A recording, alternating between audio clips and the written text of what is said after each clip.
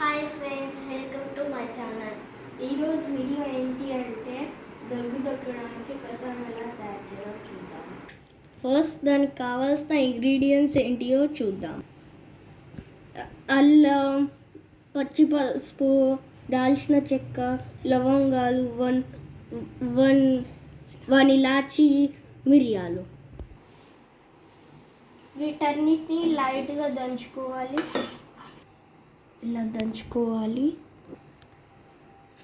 తర్వాత ఒక glass water తీసుకొని ఇందులో పోయాలి. ఇందులో వేసుకోవాలి.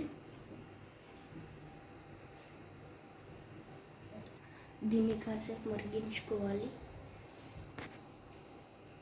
ఇలా మరిగించుకున్న తర్వాత మన కషాయం రెడీ అయిపోతుంది. దీన్ని రోజుకి 2-3 టైమ్స్ తీసుకుంటే సరిపోతుంది.